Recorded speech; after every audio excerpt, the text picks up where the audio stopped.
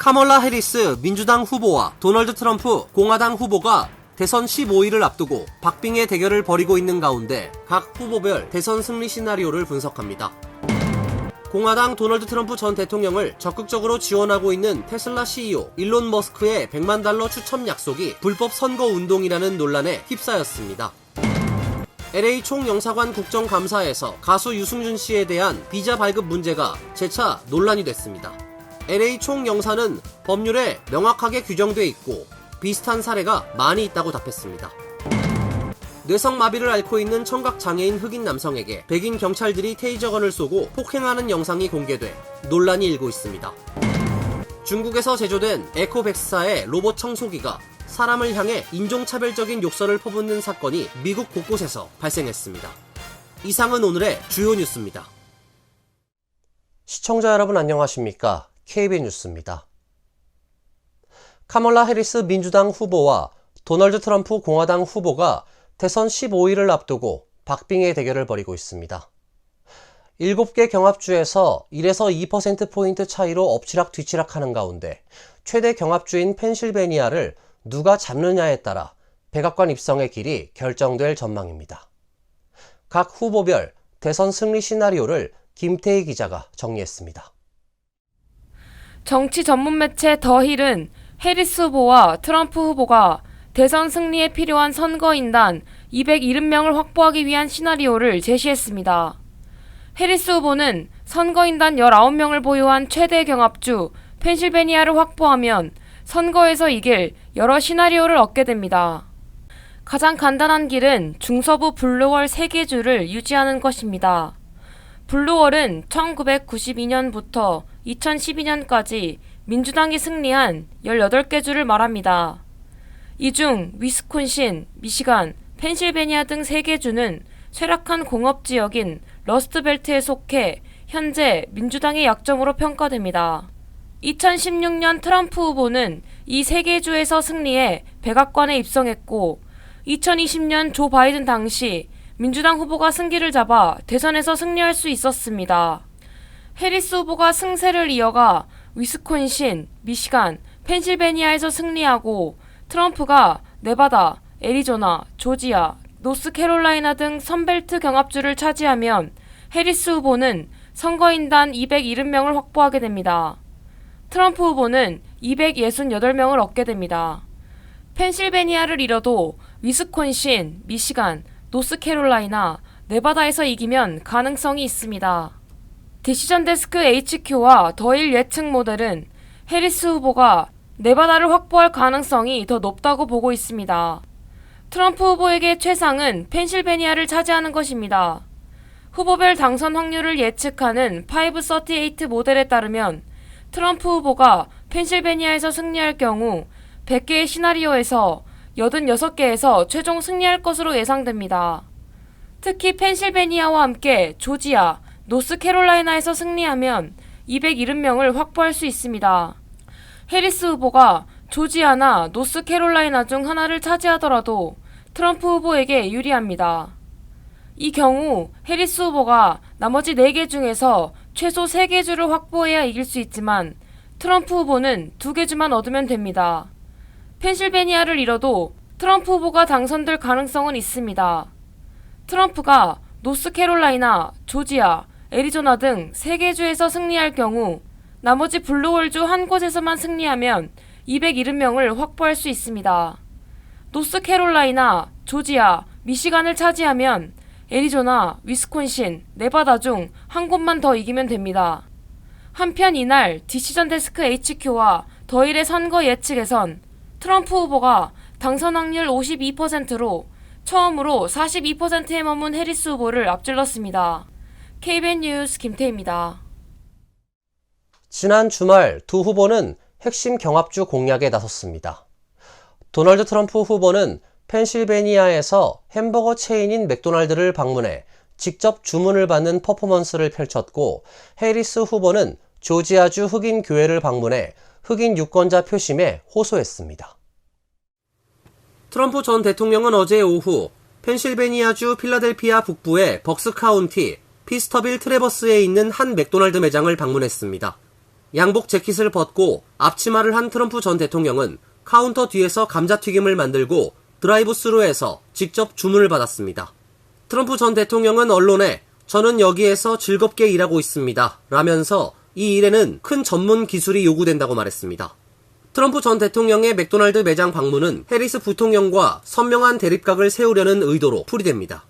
민주당의 카멀라 해리스 부통령은 남부 경합주인 조지아에서 자신의 기독교 신앙을 거론하며 민주당의 핵심 지지층인 흑인 유권자의 투표를 호소했습니다. 해리스 부통령은 어제 조지아주 스톤크레스트에 있는 대형 흑인 교회에서 열린 예배에 참석했습니다. 해리스 부통령은 성경 복음 중 강도를 당해 길가에 쓰러진 사람을 구한 착한 사마리아인 이야기를 하고서는 이웃을 자신처럼 사랑하라는 교훈을 준다고 말했습니다. 심내 교도인 해리스 부통령은 자신이 어렸을 때 캘리포니아주 오클랜드의 교회에 다니면서 성가대 활동을 했다고 소개하기도 했습니다. 이날은 해리스 부통령의 60세 생일이었고 예배 참석자들은 생일 축하 노래를 불렀습니다. 한편 카멀라 해리스 부통령이 도널드 트럼프 후보의 유세 중 비속어 사용을 두고 대통령 자격에 의문을 표했습니다. 트럼프 후보는 지난 19일 유세에서 해리스 부통령을 겨냥 우리는 당신을 견딜 수가 없다. 당신은 못 같은 부통령이라며 최악이라고 맹비난했습니다. 대선에서 공화당 도널드 트럼프 후보를 적극적으로 지원하고 있는 테슬라 CEO 일론 머스크가 매일 추첨을 통해 $100만 주겠다고 약속했는데요. 그의 발언이 불법 선거운동이라는 논란에 휩싸였습니다. 뉴욕타임스는 어제 일론 머스크 테슬라 CEO가 최근 경합주인 펜실베니아에서 보수층의 유권자 등록을 독려하기 위해 내놓은 $100만 당첨 기회 제안에 불법 소지가 있다고 보도했습니다. 앞서 머스크는 수정헌법 1조와 2조를 지지하는 청원에 서명하는 펜실베니아 주민 1명씩을 매일 무작위로 선정해 $100만 주겠다고 약속했습니다. 문제는 머스크가 청원에 서명하기 위한 자격으로 유권자 등록을 내걸었다는 것입니다. 미국 법은 유권자 등록이나 투표를 이유로 대가를 주고받는 것을 매표 행위로 규정하고 있습니다. 실제 돈과 물건뿐 아니라 머스크처럼 추첨 기회를 주는 것도 불법 행위입니다. 머스크가 별다른 조건을 걸지 않고 청원 서명자 전체에게 추첨 기회를 줬다면 문제가 없겠지만 유권자 등록이라는 조건을 걸었기 때문에 불법 행위에 해당한다는 것입니다. 다만 머스크의 제안은 합법적인 범위 안에서 이루어졌다는 반론도 있습니다. 현행법이 금지하는 것은 유권자 등록에 대가를 주고받는 행위일 뿐 청원에 서명하는 것은 불법으로 규정되지 않았다는 이유에서입니다. 머스크는 $100만 추첨 이외에도 펜실베니아를 비롯한 경합주 7곳에서 청원 동참에 권유한 사람에게 서명자 1명당 $47를 지급해왔습니다. 국회 외교통일위원회의 주 로스앤젤레스 총영사관에 대한 국정감사에서 병역 의무 기피로 22년 동안 한국 입국이 금지된 가수 유승준 씨에 대한 비자 발급 문제가 재차 논란이 됐습니다. 재외 동포에 대한 차별 가능성을 묻자 명확하게 규정돼 있고 비슷한 사례가 많이 있다고 답했습니다. 지난 19일 주 LA 총영사관에서 열린 국정감사에서 더불어민주당 차지호 위원은 총영사관이 유 씨의 비자 발급을 계속 거부한 결정에 대해 민감한 사항이라는 건 이해가 되지만 유 씨가 외국인이 아니고 재외 동포이지 않나라며 총영사관이 어떤 법률적인 판단을 갖고 있는지 궁금하다고 질의했습니다. 김영환 총영사가 우리 재외동포법에 명백하게 나와 있다. 병역을 기피할 목적으로 국적을 이탈한 경우에는 이라고 답변을 시작하자 차 위원은 말을 끊고서 그게 소급 적용되는 것이냐고 거듭 물었습니다. 김 총영사는 그렇게 명확하게 규정이 돼 있고 유승준 사례는 그 규정의 대상이 되는 사례라고 말했습니다. 또 비자를 발급하기 위해서는 입국이 금지되어 있지 않아야 하고 입국 금지는 법무부에서 결정한다며 대법원 판결 이후 법무부에 입국 금지 여부를 확인했고 법무부로부터 유지한다는 답을 받았다고 부연 설명했습니다. 김 총영사는 또 유 씨의 재외동포 자격에도 해석에 문제가 있다면서 대법원의 판단이 나온 뒤 관계 부처의 의견과 비례의 원칙에 맞는지에 대한 자체적인 판단, 관련 법령 등을 전체적으로 봐서 불허한 케이스라고 설명했습니다. 차 위원은 비슷한 사례로 재외동포 비자가 불허된 경우가 있는지를 물었고 김 총영사는 그런 케이스가 많이 나온다고 답했습니다. 뉴욕시 가정들은 매년 교통비로만 $13,000를 쓰고 있는 것으로 나타났습니다. 코로나19 팬데믹 기간 감소했다가 최근 들어 다시 증가하고 있는데요. 대중교통 요금 인상으로 더 부담이 더 늘어날 것으로 예상됩니다. 뉴욕주 감사원이 지난 16일 발표한 뉴욕시 교통비 보고서에 따르면 2022에서 23년 뉴욕시 가구당 지출한 교통비는 연 평균 12,836달러로 집계됐습니다. 이는 10년 전인 2012에서 13년에 8,235달러와 비교해 무려 56% 급증한 수치입니다. 교통비 산정에 포함된 항목은 차량 구매 및 리스, 자동차 보험 등 기타 차량 비용, 주유 비용, 대중교통 비용 등을 모두 합친 것입니다. 이 가운데 차량 구매 및 리스를 위해 지출한 비용이 평균 4,469달러로 가장 많았습니다. 10년 전 2,067달러에 비해 무려 116.2% 급증했습니다. 자동차 보험 등 기타 자동차 비용은 연 평균 3,984달러로 뒤를 이었습니다. 다만 주유 비용은 가솔린 가격 인하로 평균 1,966달러를 기록해 10년 전 2,180달러보다 9.8% 감소했습니다. 뉴욕시 5개 보로의 차량 소유 가구는 전체 가구의 43.8%로 미 전국 91.6%의 절반에도 미치지 못했습니다. 맨하탄은 전체 가구의 21%, 퀸즈는 61.4%가 차량을 소유하고 있는 것으로 조사됐습니다. 차량이 없는 가구의 절반 이상은 대중교통을 이용해 출퇴근했고 15%는 재택근무, 12%는 도보를 교통수단으로 선택하고 있는 것으로 나타났습니다. 뉴욕 시민 48%는 대중교통을 이용해 출퇴근하고 있는 것으로 파악됐습니다. 또 대중교통 비용은 평균 2,412달러로 10년 전 1,177달러에 비해 105% 늘어난 것으로 조사됐습니다. 한편 2022년부터 2023년 미 전국 교통비는 연 평균 12,735달러로 10년 전 9,001달러보다 41.5% 증가했습니다. 전국에서 교통비 부담이 가장 큰 대도시는 텍사스주 휴스턴으로 평균 16,159달러에 달했습니다. 10년 전 대비 교통비가 가장 급증한 대도시는 플로리다주 마이애미로 119.4% 증가해 평균 14,424달러를 기록했습니다. 뇌성마비를 앓고 있는 청각장애인 흑인 남성에게 백인 경찰들이 테이저건을 쏘고 폭행하는 영상이 공개가 돼 논란이 일고 있습니다. 애리조나주 피닉스의 청각장애인 타일론 맥알피는 지난 14일 체포 거부와 경찰관에 대한 2건의 폭행 혐의로 기소됐습니다. 이와 관련 맥알핀의 변호사는 지난 8월 19일 피닉스의 서클K 편의점 밖에서 맥알핀이 체포되는 모습을 담은 바디캠 영상을 공개했습니다. 사건 보고서에 따르면 경찰 2명은 매장에서 싸움이 벌어졌다는 신고를 받고 출동했다가 근처를 지나가고 있던 맥알핀을 가해자로 지목했습니다. 경찰은 보고서에서 맥알핀이 내 얼굴을 향해 주먹을 날렸다며 도망가려고 공격한 게 아니라 부상을 입히게 하려고 폭행한 것이라고 적었습니다. 그러나 바디카메라 및 감시카메라 영상에선 경찰이 먼저 차에서 내려 맥알핀을 향해 달려드는 모습이 담겼습니다. 영상에는 테이저건으로 쏴 라고 말하는 경찰관과 땅에 엎드려 있는 맥알핀을 경찰이 4번이나 기절시키는 모습, 맥알핀이 머리와 등을 10번 이상 폭행당하는 모습이 나왔습니다. 이후 자신을 맥알핀의 아내라고 밝힌 여성이 현장에 도착해 맥알핀은 청각장애인이고 뇌성마비가 있다며 그와 내내 전화통화를 하고 있었으며 그는 아무에게도 폭행을 가하지 않았다고 말했습니다. 맥알핀 측 변호사는 맥알핀은 청각장애인이고 경찰들이 무엇을 하는지 이해하지 못했다며 그는 아무 잘못도 하지 않았고 영상에서 보이는 것은 경찰들에게 해를 입지 않으려고 하는 모습뿐이라고 지적했습니다. 피닉스 경찰은 맥알핀을 체포한 것에 대한 내부 조사가 진행 중이라고 밝혔습니다. 미주 한인사회 최대 규모의 의료 네트워크인 서울 메디컬 그룹의 2024년 연례 메디케어 가입기간 킥오프 행사가 개최됐습니다. 올해 메디케어 가입기간은 10월 15일부터 12월 7일까지로 이 기간에 올해 65세가 된 시니어는 신규 가입해야 하며 기존 가입자는 보험사를 변경할 수 있습니다. 지난 금요일 저녁 뉴저지 테너플라이 니커보커 컨트리 클럽에서 열린 킥오프 행사는 건강보험 관계자와 한인 에이전트 그리고 의료 관계자들이 참석한 가운데 진행됐습니다.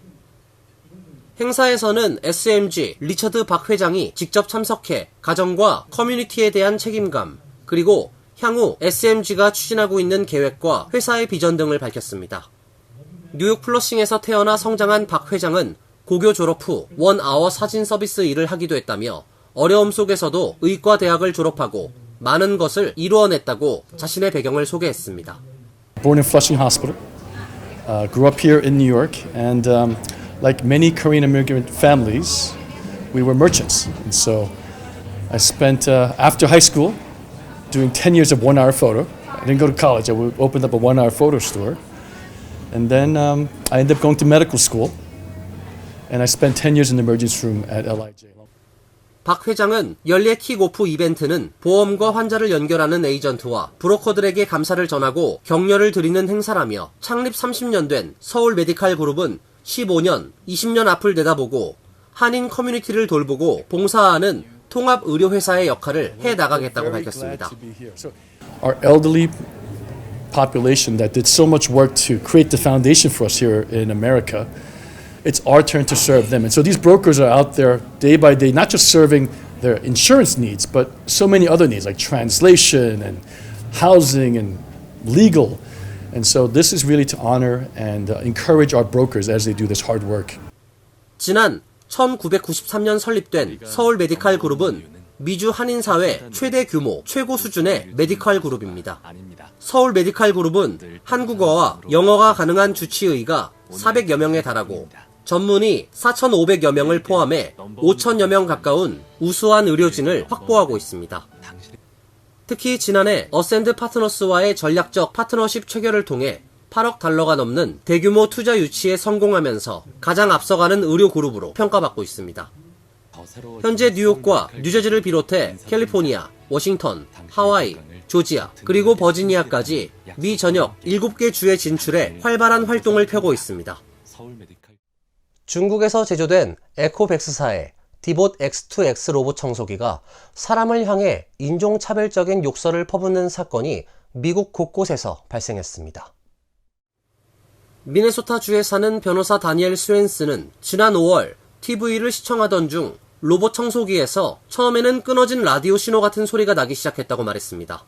그는 누군가의 목소리가 작게 들리는 것 같았다고 당시를 회상했습니다.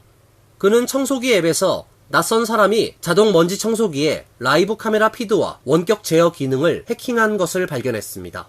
처음에는 기계 오류 때문이라고 생각했던 스웬스는 비밀번호를 다시 설정하고 청소기를 재부팅한 후 다시 소파에 앉았습니다.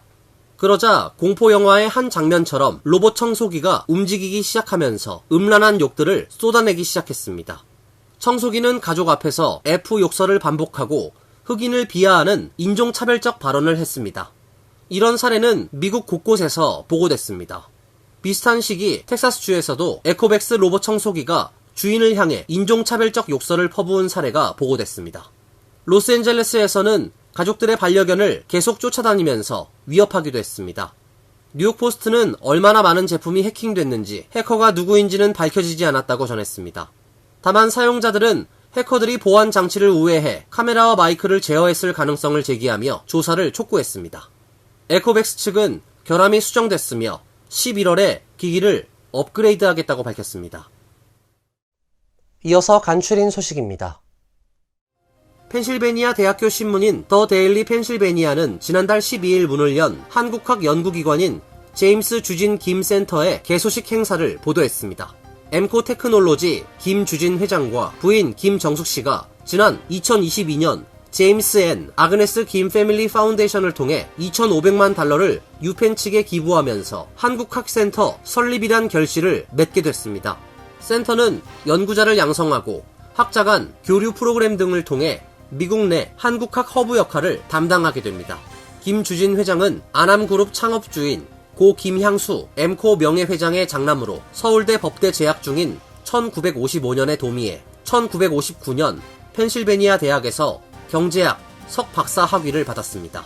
이후 펜실베니아 대학 교수, 동문이사회, 필라델피아 한인회 회장, 한국유학생회 회장 등을 지내며 한국을 알리는 데 앞장서 왔습니다.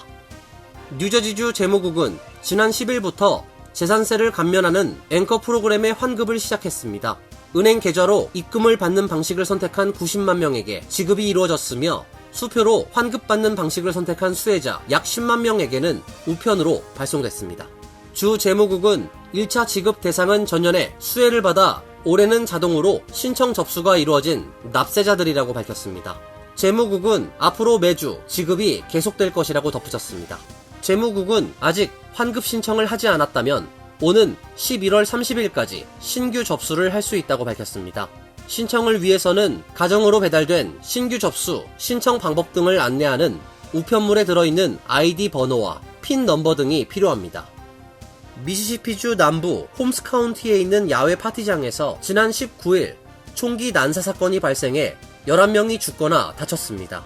AP통신에 따르면 이날 새벽 렉싱턴 외곽 17번 고속도로 부근에서 200에서 300명이 현지 팀의 미식축구 승리를 축하하는 트레일 라이딩 파티를 하던 도중 최소한 2명이 무차별 총격을 가해 19세와 25세를 포함한 3명이 숨지고 8명이 부상당했습니다. 홈스 카운티 보안관은 파티에 참석한 일부 젊은이가 서로 말다툼을 한 지 얼마 지나지 않아 총격이 일어났다고 밝혔습니다. 보안관은 홈경기 승리를 야외에 가서 자축하자는 주민과 그럴 생각이 없는 주민이 갈등을 빚으면서 총격 사건이 벌어진 것으로 추정했습니다. 주요 소매업체에서 판매된 즉석식 육류 및 가금류 식품이 리스테리아 우려로 대량 리콜된 가운데 이 중 상당수가 뉴욕 일원 학교에도 납품된 것으로 드러났습니다. 농무부는 지난 9일 리콜된 식품업체 브루스팩의 즉석 육류 및 가금류 제품이 이미 일선 학교에 납품됐다며 주의를 당부했습니다. 또 지난 5월 31일부터 이달 8일까지 생산된 해당 제품 리콜 대상을 늘려 이날 기준 총 11,766만 파운드가량을 리콜했다고 밝혔습니다. 농무부는 뉴저지 학교 최소 35곳, 뉴욕 학교 최소 24곳에 리콜됐어야 할 제품들이 납품된 상태라고 밝혔습니다. 리콜 제품을 납품받은 학교에 대한 조사를 이어감에 따라 목록은 더 추가될 가능성이 있습니다. 환율과 증권 소식입니다.